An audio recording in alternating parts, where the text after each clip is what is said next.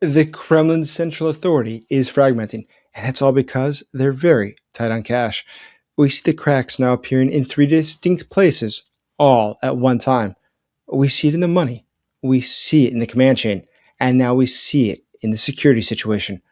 Russia's energy revenues fell about $9.4 billion dollars just last month. That is a loss of about 65% month over month. And when the center loses cash, it loses the ability to enforce outcomes. And that is when a political system starts to behave more like a marketplace because everything then has to be negotiated. There's no longer certainty as to what will happen. Moscow compensates in the only way that it can. It tries to find other methods to move its money. It pushes money into riskier channels. And that adds a new pressure that Russia has never known before. Because the moment the money has to move through the sanctions evasion network, Russia's control over it begins to slip. Every cutout, he takes a fee, and every reroute adds a delay. And all of this culminates into Russia's making less money for every barrel of oil that is sold. The sanctions evasion system is expensive and it's quite fragile. But not being able to call the shots and being dependent on others, that means that today Russia's fate is not in its own hands, but in the fate of others. But this lack of certainty means that Russia cannot efficiently plan its budget nor its own future. Because when the timing breaks, the payroll breaks. And when the payroll breaks, the command chain is no longer controllable. And that is how a cash problem becomes a command problem. Now ask yourself a question. Who is it, though, that gains from this? Who has the leverage in this shift? Well, in Russia's self inflicted trap, there is only one country that gains the most, and that country is China. China holds a switch on the sanctions evasion pipeline. Beijing decides what compliance risk it is willing to tolerate, and Moscow is forced to live with those consequences. The discounts today are decided by Beijing. It is not Moscow that dictates the discounts that it gives on its oil. And in late 2025, that discount was about $24 per barrel. So as the Kremlin scrambles to plug the financial loss, its friends are cashing in on its constraints. Russia accepts these punitive terms because it has fewer alternatives. It has absolutely no clean options left to it. And once Moscow accepts worse terms abroad, it has to compensate for them back at home. And that's when the center begins to squeeze its governors. That's when it starts to struggle to fill the gaps. And that's exactly when we see the finance become a problem of fractures in the periphery. And this is how a great power looks when it's in decline. Regional compliance starts to look more transactional than ever before. Consider the case of Tatarstan. It reported enlistment bonuses to join the Russian military of $31,000. But today, it's down to $8,000. But that's still much better than a place like Perm. They had to cut their enlistment bonus from $8,000 to $0. But Moscow, nonetheless, it demands more soldiers. But the governors, they don't have the cash for this. So now they are bargaining with Moscow. And it means that today, for Moscow, it'll be difficult to get them in line. Because the governors today, if they realize that Moscow is not omnipotent, it cannot make them do anything, that's where you face rebellion in the regions. Now, for months, we've been watching as groups like Atesh have been leading their own efforts across Russia to overthrow the Putin regime. We've seen the fires on the railroads. We've seen attacks across the country.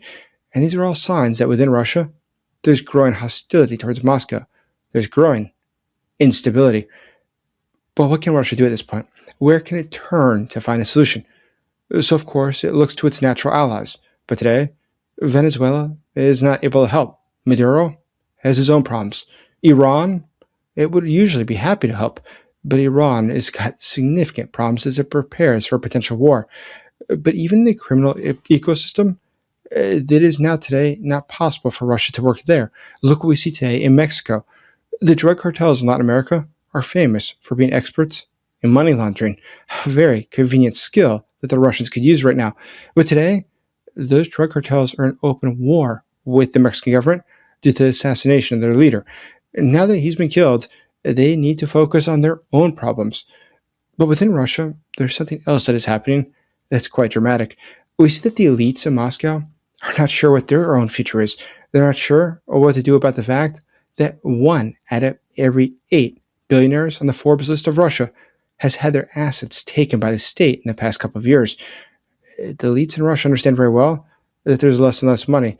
And the people at the FSB, the Federal Security Service of Russia, they're quite clear on that as well. And that's why they're doing everything they can to seize up the money everywhere they can find it in Russia. But that's leading to something else. Because when the FSB and the rival agencies start to eat each other, that decides who will, in the end, control the money. And he who controls the money is the one that will survive. My name is Dr. Jason Smart. I'm a Kiev-based national security advisor and a Kiev Post special correspondent. Vladimir Putin is facing mounting problems across a broad spectrum of fronts. Abroad, he is running out of so-called allies, and his so-called friends are unable to give him much assistance. They've got their own problems to deal with, and his are his alone. But that economic hardship is leading to political tensions within Russia, and those problems are putting the Putin regime into a very difficult position. However, Vladimir Putin, incredibly, still believes that he can win in Ukraine. His reasoning is quite simple. He understands that it will not be a military victory.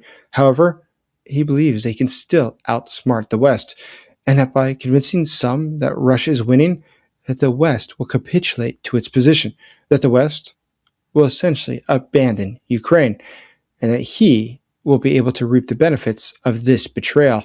However, there's one very important and fundamental flaw in Vladimir Putin's strategy, and that is that simply Russia is today not winning in Ukraine. Russia is losing, and it is Putin himself and his regime that should fear the word capitulation. As Ukraine is fighting the tide against this false narrative that Russia is winning, help us get the truth to more people. All I ask you is this. Please help us reach 275,000 subscribers. Subscribe now, leave comments below, and share this video with others and on social media. Like and leave your comments below. And you can consider becoming a channel member today. Now, as we've discussed in recent days, sometimes in Russia, it becomes very uncertain what's going to happen. It becomes very unclear. But at this point, it becomes more and more clear that Putin is perhaps not aware how bad the situation has become. He seems to think that his country somehow can pull it all together, but the evidence does not support that. One thing that Vladimir Putin has done for years to give himself more power is to crack down on his own population to make sure that they were not free. One means of doing that was to use things like Roskomnadzor, which is the government censor in Russia. They've blocked 439 VPN services just in the past 3 months. Throttling, it disrupts the encrypted apps, though, of the military coordination, and that's a secondary consequence for Putin's need to censor his own people. But VPNs are an important thing. They allow people to surf the internet and to not be exposed to their government. They can freely use the web. Before we dive deeper into today's analysis, I want to address your digital security. Browsing the internet on an unprotected device is like sending a private message to a group chat. Eventually, everyone sees it. Whether it's your ISP, hackers, or government censors, your data is often more exposed than you think. When you browse on an unprotected device, your device is transmitting a great amount of information out into the open, which can be viewed by various different entities before reaching the intended website. And that is why I personally use private internet access. A VPN, or virtual private network, essentially creates an encrypted tunnel for your connection, hiding your IP address and shielding your digital life. PIA is the world's most transparent provider with over 30 million downloads. They have a strict no logs policy that has been proven in court multiple times and verified by an independent audit from Deloitte. They simply don't store your data. Beyond security, it's a great tool for global access. With servers in 91 countries and all 50 US states, you can bypass regional restrictions, like those streaming services and sports events have and access more content than ever before. Best of all, one subscription protects an unlimited number of your devices simultaneously, so you can protect your entire household. But we see that authoritarian regimes the world over, they typically do this. They crack down on those who want to use the internet by making sure that it is censored, by making sure they can monitor every step that somebody makes. But within China, which is another country that often censors its own citizens, that often spies on them, We see that Beijing is becoming more and more curious about what the future of Russia is, because Beijing today is the sole arbiter of Russia's market access for its oil. This creates massive margins for China while starving Moscow. And that's why we can honestly say that China is not a loyal ally of Russia's. Rather, China is a strategic liquidator. Moscow trades its sovereignty for a discount, and Beijing sets the clock and the price. The Kremlin today has no plan B, has nowhere to go. But why is it that Beijing is so disinterested in helping its so called friends back in Russia? Why is she not helping Putin? Well, it's important to note that Beijing remembers this century of humiliation and unequal treaties. The Treaty of Aigun in 1858 ceded the northern bank of the Amur River. Russia took 600,000 square kilometers, 231,000 square miles from a weakened Qing dynasty. The Convention of Peking in 1860, it forced China to give up the Ussuri region. This land included the strategic territory that is now Vladivostok. Chinese nationalists view these land thefts as a permanent historical debt. And today we see that within China, maps are now updated to use the Chinese names for these formerly Chinese cities. China is not supporting Russia out of some sort of friendship or shared values. Rather, Beijing is collecting interest on territories taken during its time of weakness. Today we're seeing that Beijing, it never forgets, and this debt will be paid one way or the other. And it's going to be easy for China to extract from Russia whatever it wants, because today Russia doesn't have any other options. It is against the wall.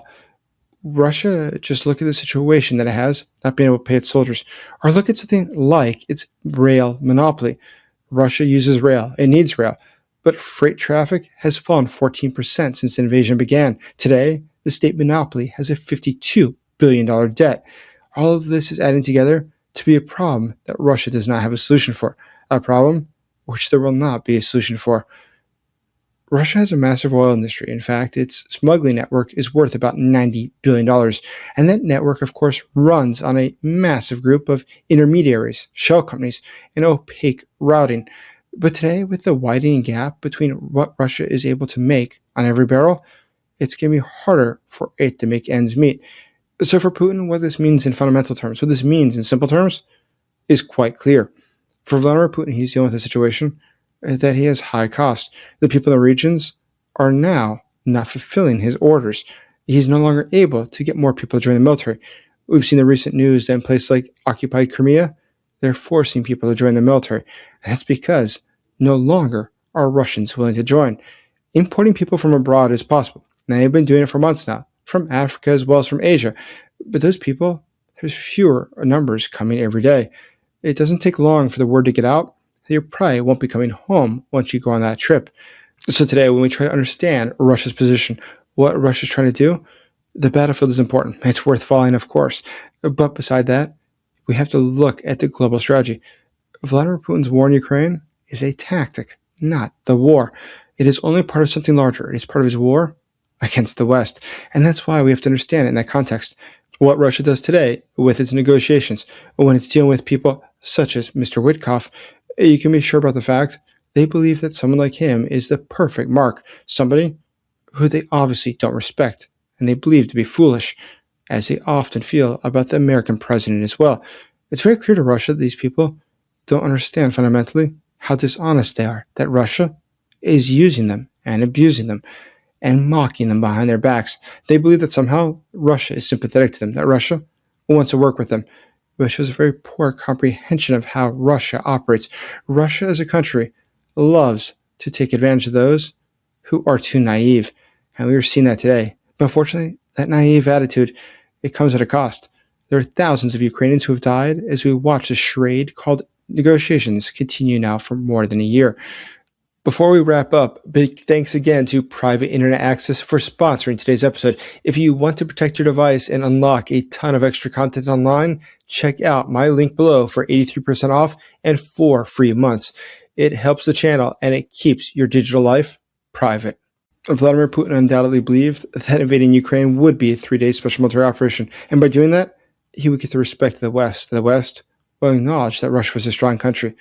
But now, just short of the 4-year anniversary, we see that Russia is not a strong state. Russia is a weak state, and the Putin regime is weaker than anyone had ever imagined. Check this out to understand why.